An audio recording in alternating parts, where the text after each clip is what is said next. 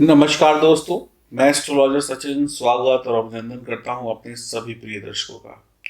दो ऐसे ग्रह जिनका नाम सुनकर आपको डर लगता है, राहु और केतु।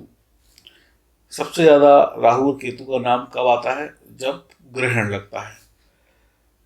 जब इतने बड़े बड़े ग्रहों को ये ग्रहण लगा सकते हैं तो आम इंसान के जीवन में ये क्या कर सकते हैं, इसकी कल्पना नहीं की जा सकती है।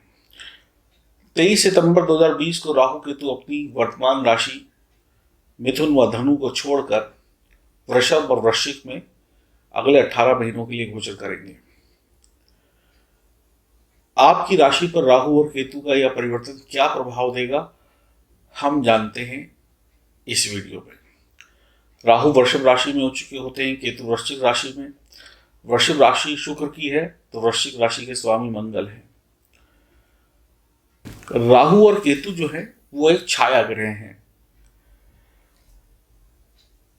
अलग अलग जो ऋषि मुनि आचार्य रहे हैं, उन्होंने अलग अलग ऋषियों ने, आचार्यों ने राहु केतु को अलग अलग तरीके से बताया है। किसी ने नीले रंग का बताया, किसी ने काले रंग का बताया, किसी ने बहुत बड़ा आकार बताया, किसी ने बहुत बड़ा और भयानक बताया, किसी ने इसका स्वभाव बहुत तीक्ष्ण और किसी ने इसको वृद्ध बताया।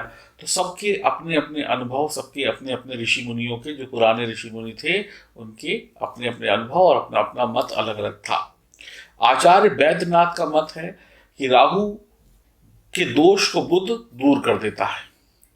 आचार्य वैद्यनाथ के अनुसार मेष, वृश्चिक, वृषभ, कर्क, कन्या, कुंभ राशि में राहु बलवान और द्वादश भावों में दशम स्थान में बली होता है। तो ये आचार्य वैद्यनाथ का मत है। राहु पाप ग्रह है। राहु और केतु या केतु और राहु एक ही शरीर के दो हिस्से हैं। केतु और राहु जो है शरीर के, एक ही शरीर के दो हिस्से हैं।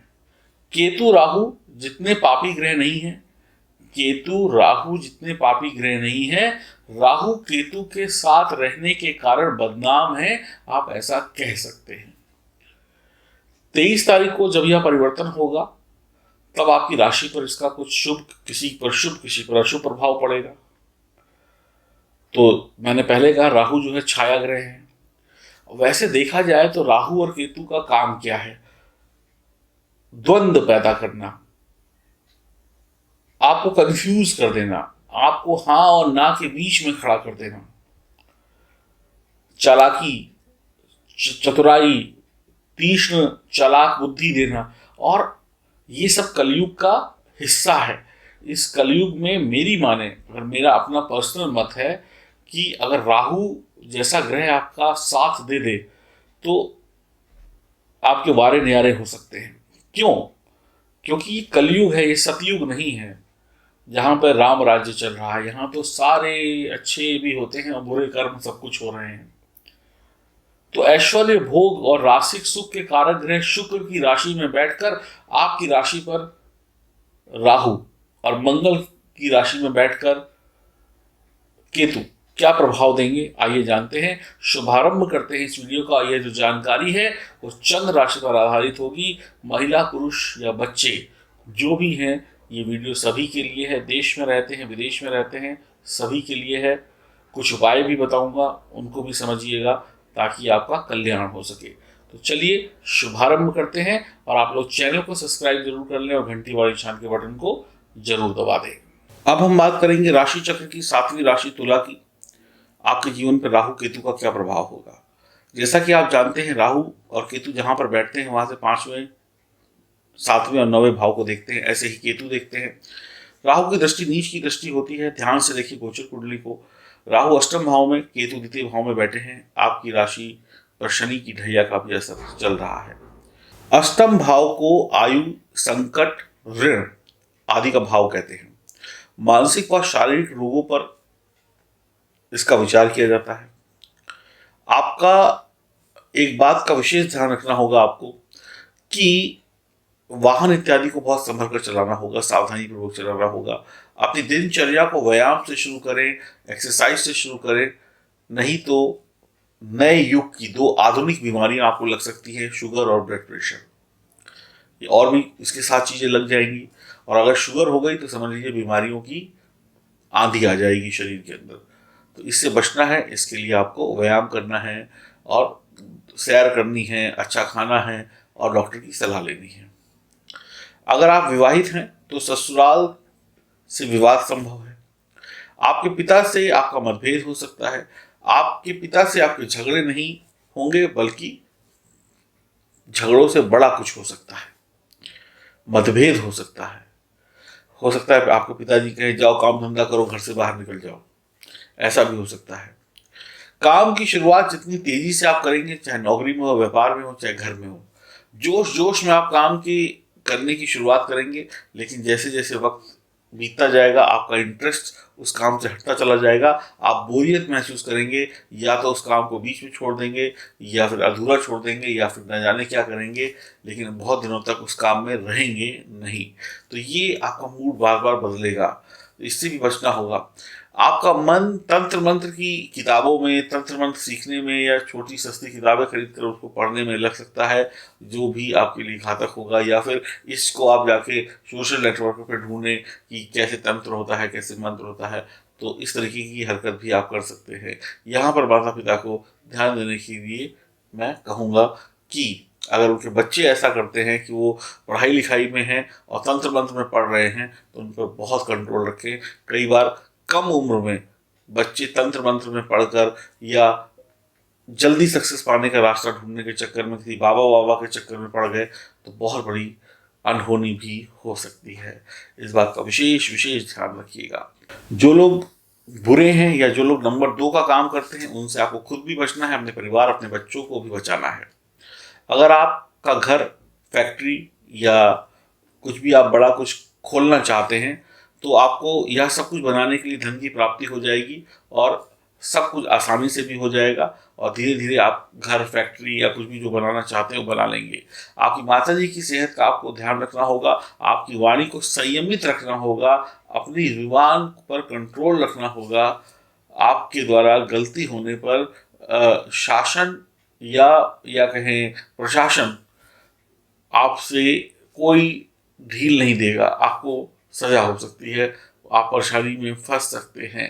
तो इस बात को बहुत नोटिस करिएगा, बहुत ध्यान में रखिएगा कि इस गोचर में गाड़ी वगैरह बहुत संभल कर चलानी है, और रिश्वत देने वाली बात तो करनी ही नहीं है। लेने और देने वाला दोनों फंसेंगे, और फिर जो भी कानून के तहत कार्रवाई होती है वो होगी। तो बहुत सावधानी से काम करने की आवश्यकता पड़ने वाली है। अपनी माता जी की सेहत का आपको ध्यान रखना होगा, अपनी वाणी को संयमित और नियंत्रित रखना होगा। आपकी जुबान पर जितना कंट्रोल, उतनी अच्छी सफलता आपका इंतजार कर रही है। आपके मन में अशांति, मानसिक कष्ट, अज्ञात भय हो सकता है, किसी चीज को लेकर आप घबराएं। धन हानि के साथ साथ मूत्र संबंधी रोग लग सकते हैं, आपकी पत्नी को कष्ट हो सकता है, या परिवार में तनाव हो सकता है। आपकी बोली जो है, आपकी वाणी जो है, वो काफी कठोर हो सकती है, और आपकी इस समय पे किसी से तू तू मैं होकर दुश्मनी भी हो सकती है। तो इस बात का बहुत ध्यान रखना होगा, नहीं तो लड़ाई झगड़े के चांसेस बढ़ जाएंगे। भोग विलास और वासना से दूरी बनाए, या इसकी अधिकता आपके आने वाले वक्त में संकट पैदा कर सकती है, ध्यान रहे। आपको चरित्र पर दाग लगता हुआ दिखाई पड़ सकता है, और जब ये होगा तो बहुत मुश्किल का दौर होता है। जब चरित्र पर दाग लगता है तो आप ये समझ लीजिए बहुत संभल कर रहने की आवश्यकता है। आपको कष्ट और यातना भोगनी पड़ सकती है, लोगों की बातें सुनने को पड़ सकती है, और आप अपना ही जो आपकी धन हानि है वो भी बहुत कुछ खर्च कर देंगे इन सब चीज़ों से बचने के लिए। तो एक वक्त पर आपका जो नाम था, जो लोग आपको पहचानते थे, और वो भी आपसे दूर हो जाएंगे। जल्दबाजी में मिलेगा कुछ नहीं, उल्टे पैर आपको लौटना पड़ेगा अपने मकसद से। इस बात को भी ध्यान रखिएगा। नकारात्मक लोग नकारात्मक बातें करेंगे, नकारात्मक लोग नकारात्मक चीज़ों से आपकी दोस्ती कराएंगे, इनसे आपको बचना है। आपको किसी भी तरीके की जो काल्पनिक बातें हैं उनमें फंसना नहीं है, नहीं तो फंसे तो बुरा फंसते चले जाएंगे। आपकी वाणी और आपका खर्चा ऐसे खर्च होनी चाहिए जिससे सामने वाले को लाभ हो।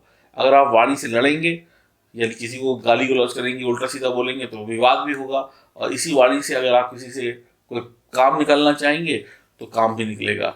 तो आपको अपनी वाणी पर बड़ा कंट्रोल करना पड़ेगा, नहीं तो यही वाणी आपके खर्चे करा सकती है, आपकी बदनामी करा सकती है और आपको काफ़ी ज़्यादा डिप्रेशन में लेके जा सकती है। क्योंकि हो सकता है आपका ऑफिस का जो पूरा एरिया है वही आपसे अगेंस्ट में हो जाए और आप अकेले मौज कर रहे हो। और अकेले कोई मौज नहीं करता, ये आप भी जानते हैं, मैं भी जानता हूँ। अपनी मेहनत का पूर्ण फल आपको मिलने के लिए थोड़ा सा वक्त लग सकता है, तो निराश नहीं होना है, क्रोध नहीं करना है। आपने कार्य क्षेत्र में बदलाव चाहते हैं, हो सकता है। नशे इत्यादि का सेवन वाहन चलाते समय बिल्कुल भी ना करें। ये ध्यान रखिएगा इस बात का कि वाहन बहुत सावधानी से चलाना है। आपकी मदहोशी, आपकी बेहोशी आप पर बहुत भारी पड़ सकती है। आपको विदेश जाने का मन है तो आपको विदेश जाने की संभावना बनती है। अगर आप सरकारी नौकरी में रिश्वत ले रहे हैं तो आपको तकलीफ हो सकती है। इस बात का बहुत ध्यान रखिएगा। रिश्वत लेना और देना दोनों ही बहुत बड़ा पाप होता है और यहाँ पर ऐसी स्थिति बनी तो आप दोनों ही फंस सकते हैं, रिश्वत लेने और रिश्वत देने के आरोपों में। केतु उच्च राशि में है तो आपको अशुभ परिणाम कम मिलेंगे। केतु वृश्चिक राशि में है तो उच्च राशि में है तो आपको बुरे परिणाम कम मिलेंगे। बड़ों की सलाह मानकर आगे चले, बड़ों का आशीर्वाद लें, बड़ों की बात माने, उनकी आज्ञा का पालन करें। परिवार में कोई भाई बहन के झगड़े हैं या कोई और झगड़े हैं तो उनको निपटाने की कोशिश करें बिना किसी शर्त के। और धर्म कर्म में भी आपका मन लगेगा, आप धर्म कर्म में भी, ईश्वर की भक्ति में भी आगे जा सकते हो और काफ़ी अच्छा महीना बीतेगा धर्म कर्म ईश्वर के मामले में भी। जैसा खाया अन्न वैसा हो गया मन, मांस मदिरा मछली का सेवन मत करिएगा। तो ये तो एक कहावत है कि जैसा खाया अन्न वैसा हो गया मन। तो इस कहावत को याद रखिएगा। पैसा उतना ही खर्च करें जितने में आपका बजट खराब ना हो और आपका भविष्य भी सुरक्षित रहे। राहु और केतु बहुत चमत्कारी ग्रह हैं। ये आपकी झोली चमत्कारों से ऐसे भर सकते हैं कि आप समेटते समेटते परेशान हो जाएं। और आपकी जन्म कुंडली में ग्रहों की स्थिति बढ़िया नहीं है तो उसके कुछ अशुभ परिणाम भी आपको मिल सकते हैं। जल्दबाजी बिल्कुल मत करिएगा किसी भी काम में, बहुत सही तरीके से काम करिएगा। गणेश जी की उपासना करिएगा और हनुमान जी की उपासना करिएगा, शिव जी की उपासना करिएगा, सब मंगल ही मंगल होगा। टीवी मीडिया से जुड़े जो भी लोग हैं उनके लिए भी यहाँ पर लाभ होता हुआ दिखाई पड़ रहा है। और जो भी ग्लैमर की दुनिया से जुड़े हैं उनके लिए भी लाभ होता दिखाई पड़ रहा है। जो धर्म की दुनिया से जुड़े हैं उनके लिए भी लाभ होता दिखाई पड़ रहा है। तो यहाँ पर बहुत ज़्यादा दिक्कतें नहीं है लेकिन थोड़ी बहुत सावधानियाँ जरूर हैं।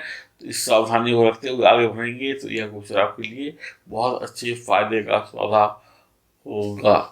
और इसके साथ साथ गणेश वंदना करिए, माँ सरस्वती की आराधना करिए और सोमवार का दिन है, भगवान शंकर के मंदिर जाइए और उनका जलाभिषेक करिए और उनसे आशीर्वाद मांगिए और सब कुछ मंगल ही मंगल होगा। हरिओम, नमस्कार।